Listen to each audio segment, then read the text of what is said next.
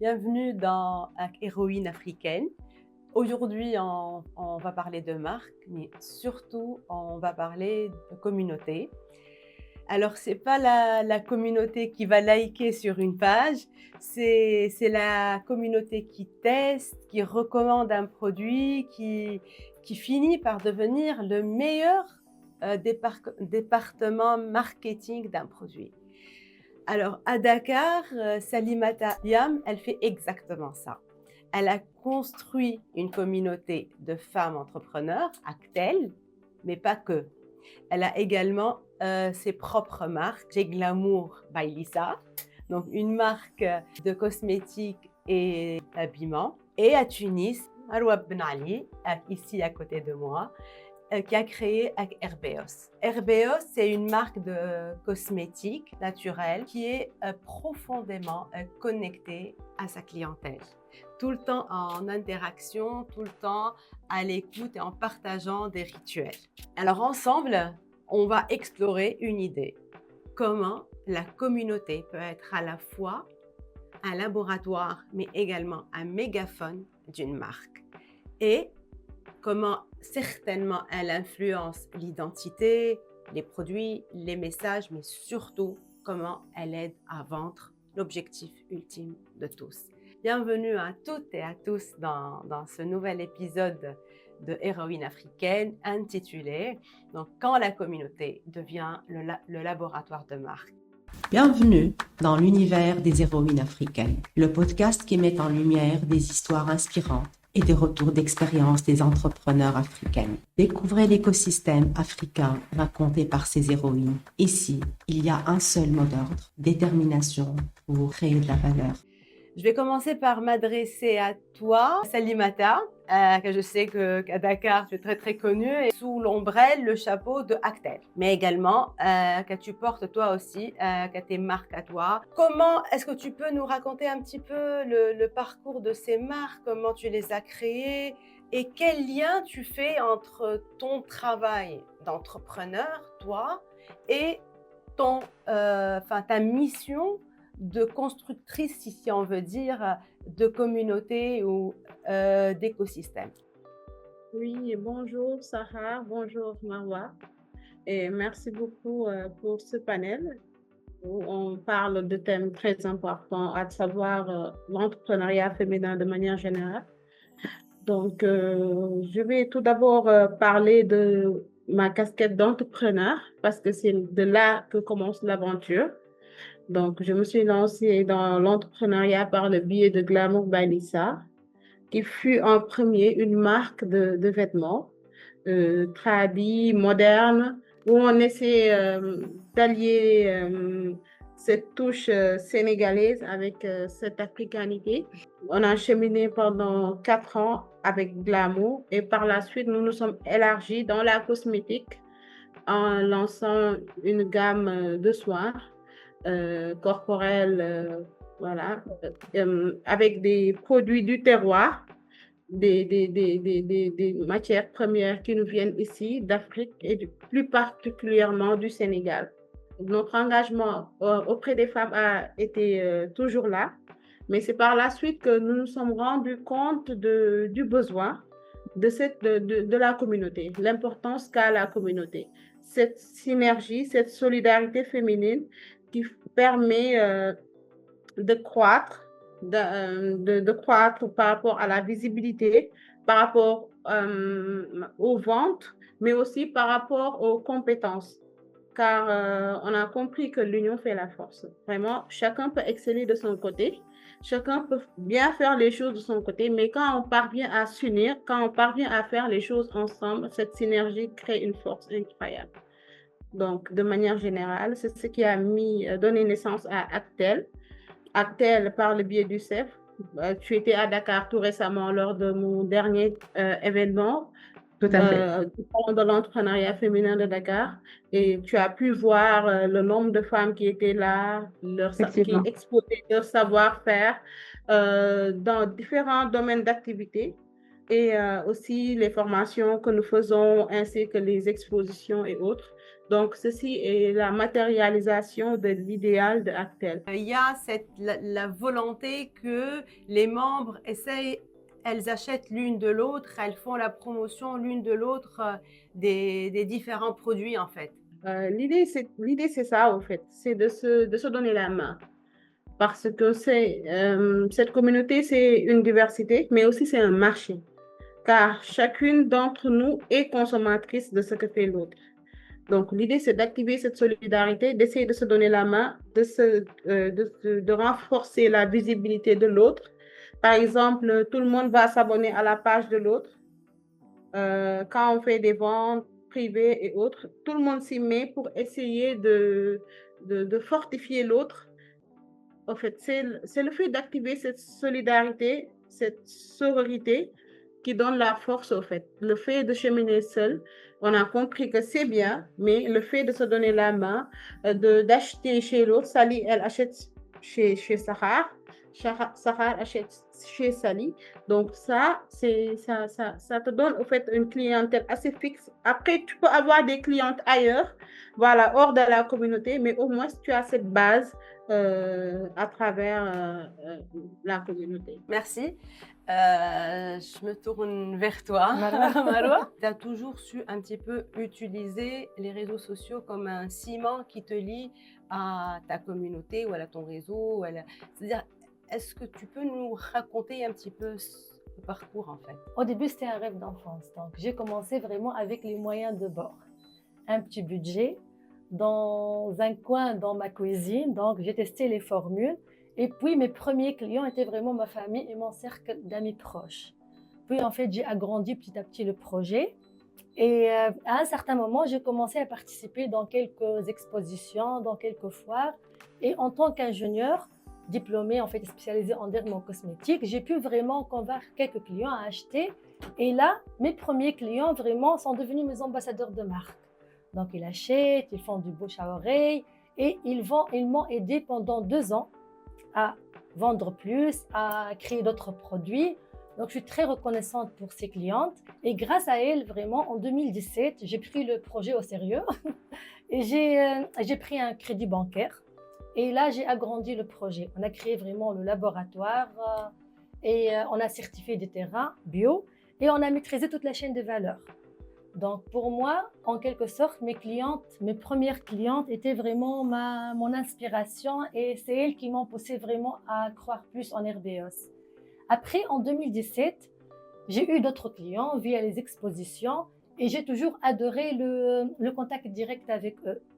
Donc, je participais beaucoup dans des foires, dans des expositions, je partageais ma passion avec elles. Et c'était vraiment quelque chose de très bien. Il y a beaucoup de nostalgie maintenant. Oui, après le Covid, il n'y a plus le contact direct pendant 2 ans. Donc, on a créé notre plateforme de vente en ligne. Donc, pour nous, il y a la partie B2B, il y a la partie B2C. Donc, puisqu'on travaille le B2C en ligne, donc j'ai commencé à partager mes journées, comment je passe la journée à l'usine, sur les réseaux sociaux, principalement la plateforme d'Instagram. Donc et là, j'ai agrandi la communauté et j'ai découvert que ma communauté, elle est très impliquée. Donc quand je partage des produits et tout, ils m'envoient des messages, on veut tester, on veut faire. Et là, on a commencé vraiment à les impliquer avec nous. Donc pour le lancement de nos nouveaux produits. En quelle année tu as été la lauréate Femme Entrepreneur? 2019. 2019, Juste avant voilà, le Covid. juste avant le Covid. Donc, tu as eu ce déclic. Oui. Et tu as commencé avec le B2B, donc?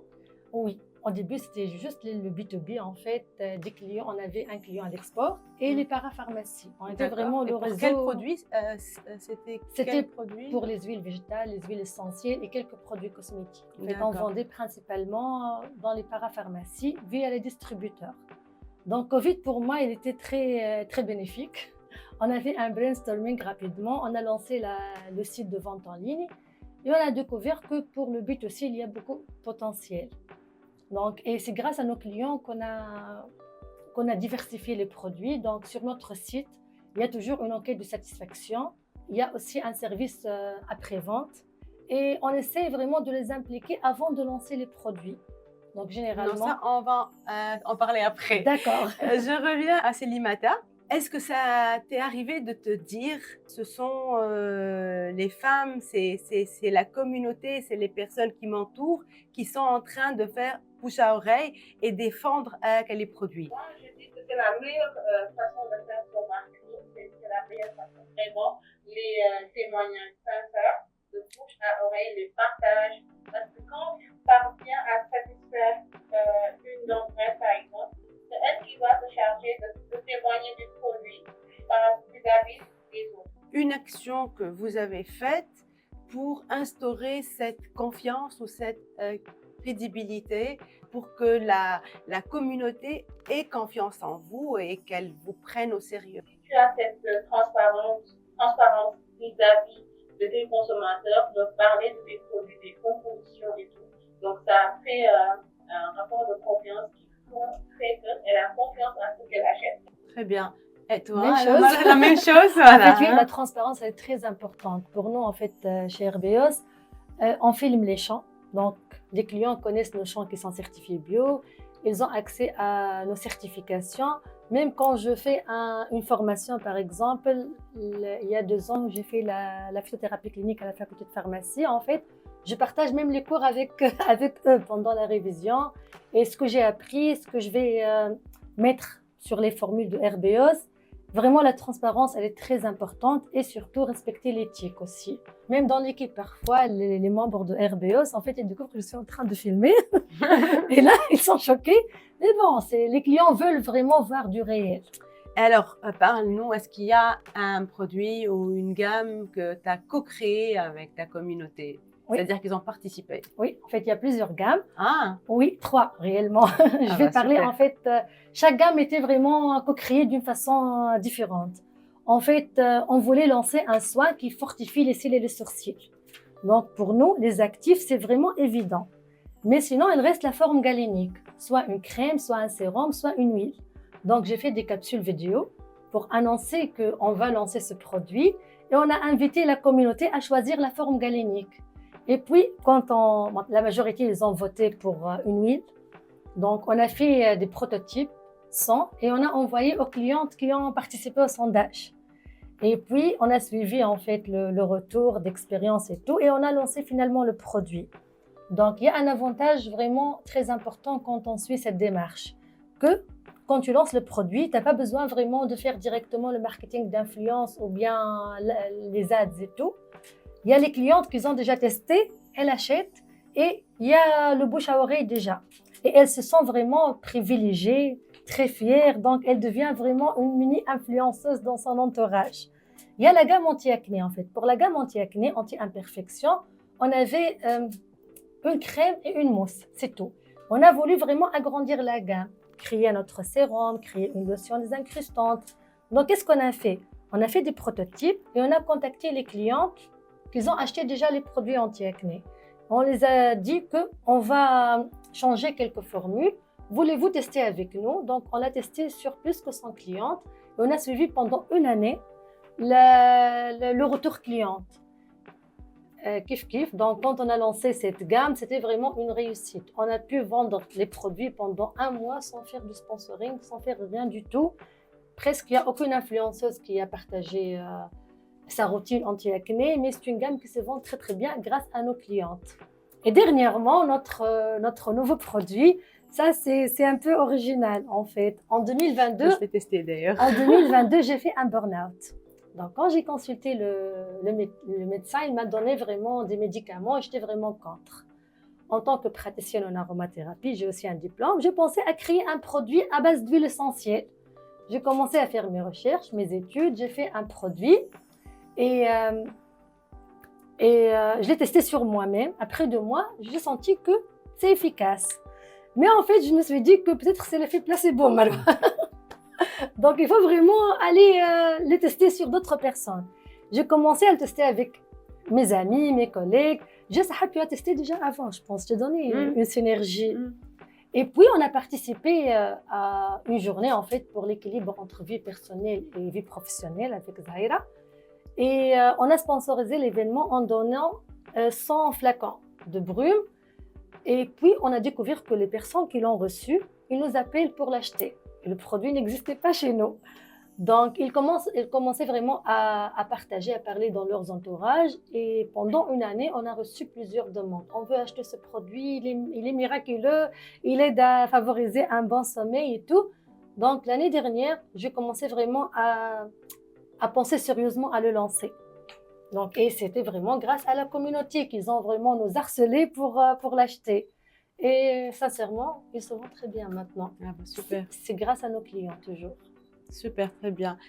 Et toi, Salimata, est-ce que tu aurais voilà, un produit qui a été amélioré ou pensé ou en fonction du retour de tes clients ou des clientes? Il y avait des produits qui étaient en 500 ml.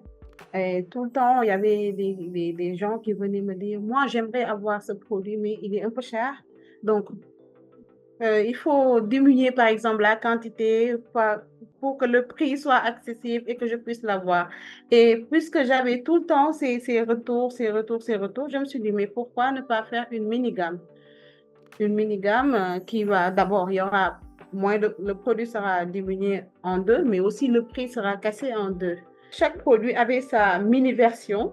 Ça m'a permis d'avoir plus de clientes parce que le pouvoir d'achat, j'ai pris en compte le pouvoir d'achat du fait que des fois, il y a des étudiantes, il y a certaines qui n'ont pas les moyens, il y a certains qui ne sont pas du tout dérangés par le premier prix, mais il y avait certains qui avaient du mal à acheter et ça m'a permis d'élargir un peu voilà, ma liste d'acheteuses. Comme je leur disais tout le temps, moi, l'essentiel, c'est que vous achetez. Il y a un autre conseil, en fait, si je peux le donner, en fait. Une fois, en fait, faire du scrolling sur Facebook, en fait, j'ai trouvé sur un groupe, ils sont en train de critiquer une marque parce qu'ils ont fait un événement. Ils ont invité les influenceurs sans inviter la communauté. Ils disaient que nous, on achète, normalement, c'est nous qu'on doit être vraiment invités. Quand on a fait, en fait, un événement, certes, on a invité les influenceuses pour faire la couverture et aussi on a invité nos clientes VIP, nos clientes Les plus fidèles. fidèles. Et ça donnait vraiment un effet waouh. Donc, même les clientes, elles sont devenues vraiment influentes, oui. Super. Aussi à Doga, en fait, on a invité nos clientes VIP. Pourtant, Super. c'était trop limité, mais... Vous avez essayé Oui. de les inviter. Super, très bien. Là, maintenant, je sais que, voilà, que tu vas à l'international. Oui. C'est un parcours que tu as déjà commencé depuis, je dirais maintenant, 2022, fin 2022, Oui. début de 2023. Hein. La communauté, elle t'aide certainement sur le local, Oui. mais sur l'international, ça va être pas évident. Hein. Oui. Comme elle est un petit peu, enfin là, jusque-là, elle est plus locale, la communauté. Sur quoi tu t'appuies alors pour, voilà, pour un petit peu essayer de comprendre ces marchés internationaux et construire là-bas aussi, je suppose, une communauté? Oui, en fait, même à l'étranger, s'il y a des Tunisiens qui vivent là-bas, ils veulent vraiment nous aider, mais c'est peu quand même. Donc, L'idée, on peut c'est pas d'être vraiment- plus ancré localement. Hein. Oui, C'est justement, pas- justement. Donc, pour moi, c'est le réseau. Hmm. Donc, je compte vraiment sur les réseaux. Femmes entrepreneurs du Tunisie, ils m'ont vraiment épaulée, aidée à s'ouvrir à l'international. Pour moi, le continent africain, c'était très intéressant, mais pas vraiment accessible. Je connais personne, je connais pas les gens. Et en 2023, je pense, tu m'as appelé en disant qu'on a une mission d'affaires. Veux-tu aller? Bien sûr, j'ai dit. Donc, et là, j'ai découvert qu'il y a beaucoup de potentiel. Et quand on m'a appelé aussi pour Wings for Africa, j'ai pas hésité. Et C'était maintenant, vraiment... on a des partenaires magnifiques comme Oui, justement. Alimata et Actel en plus, donc c'est encore Oui. plus facile. D'accord, donc si on a vraiment le réseau, ça aide vraiment énormément. Tu es entouré par les bonnes personnes qui t'aident vraiment à évoluer d'une façon correcte. Quand Donc, on est seul, on va plus vite. Plus vite, mais Quand on est nombreux, on va plus loin. plus loin, exactement. J'ai comme l'impression que Actel joue le rôle un petit peu d'incubateur, d'un support pour les marques. Alors, de ton côté, comment le réseau il t'a aidé à façonner ta manière de lancer, de promouvoir les produits? Et est-ce que tu penses aujourd'hui à également aller au-delà du Sénégal? Ça, c'est la magie du réseau, en fait. Ça te permet de gagner du temps. Car en un coup, tu peux toucher un très grand, large public. Voilà. Et et même pourquoi pas d'autres pays. Donc, moi, mon expérience personnelle m'a permis de savoir. En fait, tu vends ici au Sénégal, il n'y a pas de souci. Tu vends au Sénégal, tu vends à Dakar avec le système de livraison et tout. Parce que ici, par exemple, moi, je vends plus en ligne et on livre les produits. Par exemple, à chaque commande, j'ai des livreurs qui sont chargés de faire parvenir les commandes aux clientes. Voilà, et ça te fait gagner du temps. Maintenant, quand il s'agit de l'international, là, ce qu'a dit Marwa, c'est vrai. Tu as, par exemple, une Sahar qui est en Tunisie, tu aimerais bien que, voilà, elle vient à Dakar, elle achète un de tes produits. Après, tu vas pas savoir comment faire pour lui faire parvenir tes produits. Et moi, par exemple, avec les clientes de France, par exemple, ce que j'ai l'habitude d'utiliser, c'est le GP. Le GP, je sais pas, voilà. Donc, il y a tout le temps quelqu'un qui part en France, par exemple à Bordeaux ou bien à Paris, et qui annonce son voyage. Donc, tu rassembles les commandes, tu les étiquettes avec les numéros et tout, et le client va payer, par exemple, les charges pour le transport. Et c'est rapide parce que c'est en moins de 48 heures, il reçoit sa commande. Maintenant, quand il s'agit même, ça c'est par un, deux clients et tout. Mais quand il s'agit de grosses commandes et tout, là, voilà, je pense qu'avec la communauté, ça peut être plus facile. On est sur ces genres de projets en 2026 pour essayer de faire des voyages de découverte, aller par exemple dans d'autres pays. On a eu à faire ça avec le Mali, avec la Guinée, mais pas encore avec les pays du Maghreb et autres. Ce serait intéressant de faire découvrir les femmes ce que les entrepreneurs font ailleurs, les produits qui sont fabriqués ailleurs, essayer de faire cet échange, de prendre leurs produits, d'amener ici et de faire parvenir nos produits aussi dehors. Je pense que Oui, ça, ça peut être quelque c'est chose de c'est très la développé. prochaine étape Tout à qu'il fait. nous faut. C'est la prochaine étape qu'il nous faut parce que ça permet d'élargir le marché. Parce qu'entre Africains, on a beaucoup de choses à pouvoir se partager. Le marché Effectivement. est là. Le marché de la cosmétique, vraiment, c'est l'avenir, ça est là. Mais comment faire pour faciliter cet échange? Comment faire pour faciliter ce va-et-vient? Ça, c'est vraiment la question qu'on doit Voilà, il y a Sahar. On aura cette porte pour la Tunisie et Oui, oui, Merci, oui, Sahar. oui, non, mais c'est quelque chose qu'on peut faire. C'est vraiment quelque chose qu'on peut faire qui a à forte valeur ajoutée pour tout le monde et elle peut que renforcer la coopération et ouvrir aux femmes entrepreneurs des marchés. Que ce soit des marchés, que ce soit aussi des inputs, partenariats, voilà, oui. des partenariats, parce qu'elles peuvent acheter la matière première et diversifier leur gamme en fait. Quels conseils, donc en guise de mot de la fin, d'abord si vous avez un message que vous voulez passer, que vous n'avez pas dit, et je vous demanderai quels conseils vous donneriez à une femme entrepreneur en Afrique qui voudrait lancer une marque, mais qui n'a pas un grand budget marketing. Je commence par toi, Marwa. C'était mon cas en fait, il y a presque 10 ans. Donc, essayez de créer un contact direct avec les clients, participer dans les événements, essayer d'avoir vraiment un réseau et partager en fait tout sur les réseaux sociaux parce que maintenant, c'est pas vraiment un luxe, c'est une obligation. En fait, les gens ne veulent pas vraiment voir une marque, ils veulent voir la personne derrière la marque. Généralement, ils veulent suivre l'évolution de la marque, ils veulent en fait sentir que c'est humain. Essayez de partager, de créer vraiment des liens réels avec votre communauté. C'est-à-dire comme si aujourd'hui on va vers une imbrication entre le brand et le personal branding de la personne qui porte la marque en fait. Soit la personne, soit l'équipe en fait. Qui est D'accord. derrière cette marque? C'est pas vraiment juste des produits cosmétiques, il y a toute une histoire derrière. Donc, même sur TikTok, maintenant, je vois beaucoup de salons de thé. Ils cartonnent, pas par le service. Tout le monde a des cafés, en fait, des petits déjeuners, mais pour eux, ils partagent les journées avec l'équipe. Donc. Et les gens commencent vraiment à voir les personnes, à voir tout, et ils veulent aller découvrir. C'est un peu comme ça les produits cosmétiques. Donc, quand ils voient comment tu fabriques, ils suivent tes journées, tes évolutions et tout, ils sentent qu'ils sont vraiment familiers avec la marque. Et ça, c'est très important. Ce qu'il faut ancrer par rapport à une émotion Oui. pour le love brand, pour faire Love aimer la brand, oui. marque. Et l'émotion ne peut passer que par l'être humain. En fait. Justement, Donc, justement. C'est une force, c'est une synergie qui te permet de gagner du temps, d'aller plus vite, de gagner en visibilité, en notoriété plus facilement que si tu cheminais toute seule. Et aussi un bon marketing digital, je dirais, parce que nous sommes à une époque connectée.